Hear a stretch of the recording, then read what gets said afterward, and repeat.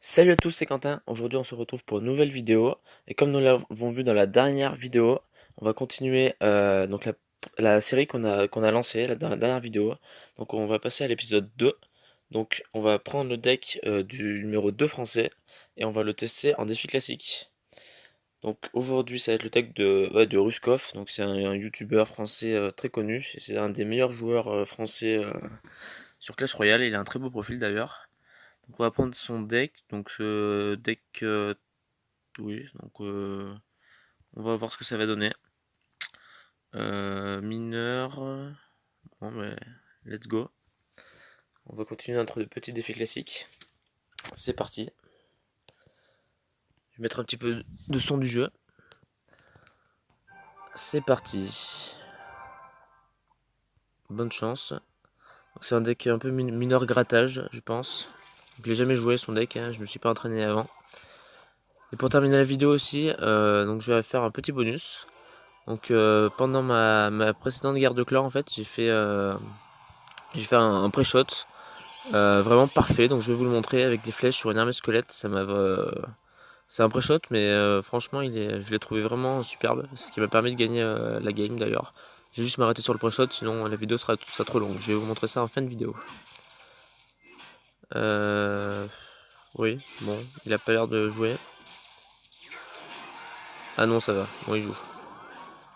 Ouais, j'aurais pas dû envoyer mon mineur. Là, donc là, du coup, on a accumulé pas mal d'élixirs. Donc, on va essayer de viser la tour de gauche. Ça sert à rien de viser la tour centrale. On va mettre un petit poison.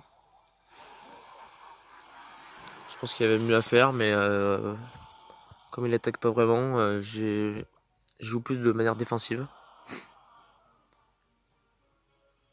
On va mettre un prince ténébreux en fond de map. Je dois avoir un avantage d'élixir sur lui. Il a gaspillé pas mal d'élixir. Il a pas l'air de jouer beaucoup. Bon, good game. Bon, bah, première victoire avec ce deck. Ce deck a l'air pas mal quand même, mais les dégâts, je pense que beaucoup de matchs doivent se jouer à l'extra time, parce que c'est un deck,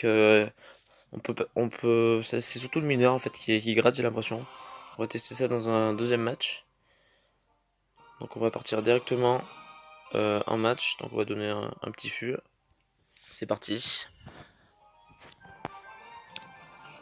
Bonne chance. Donc là on a une main très défensive, donc on va essayer de défendre et pas d'attaquer.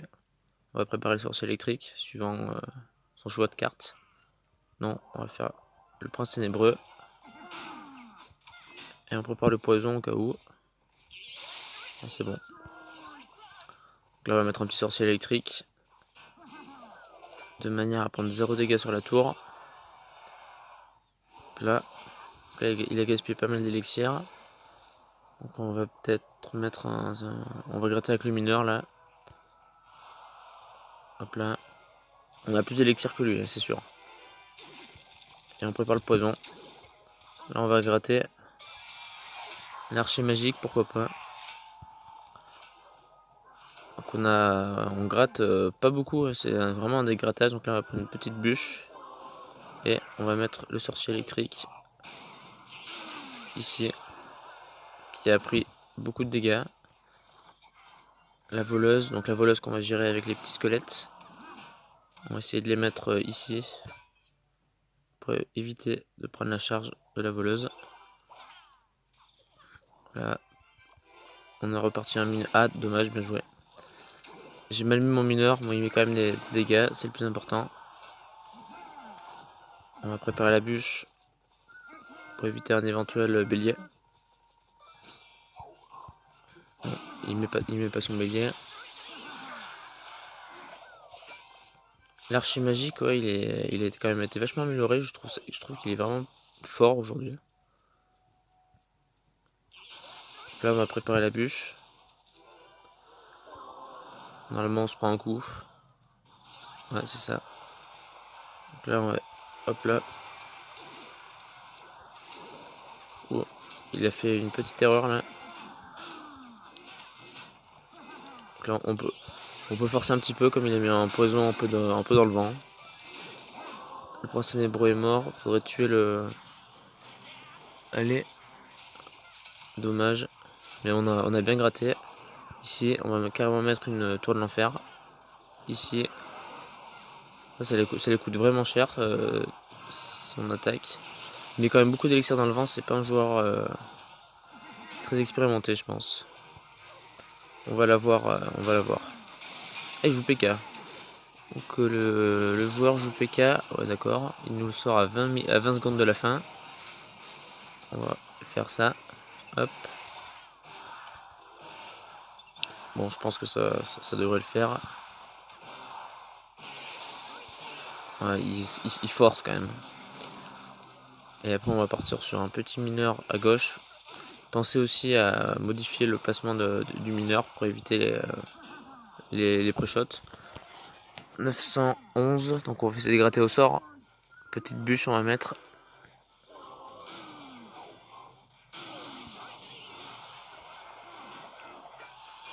Le mineur. On prépare la tour de l'enfer. On met une petite bûche qui a été loupée, c'est dommage. On a... oui. Pas très bien joué. Ah ben, je vais perdre. Peut-être pas en fait. Ouais, on envoie tout.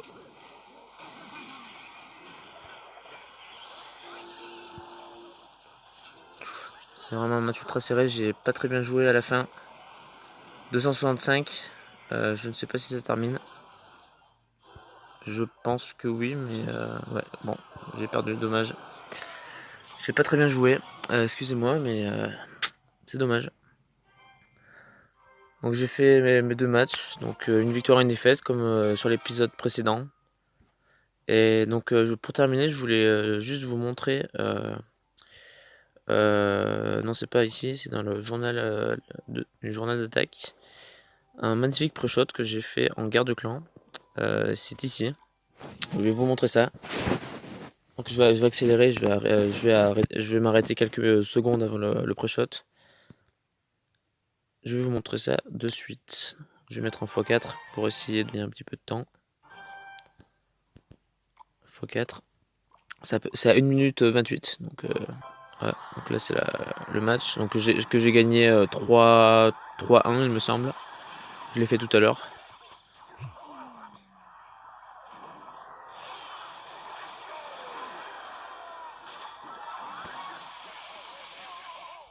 Donc là, ici. Donc regardez, en vitesse réelle.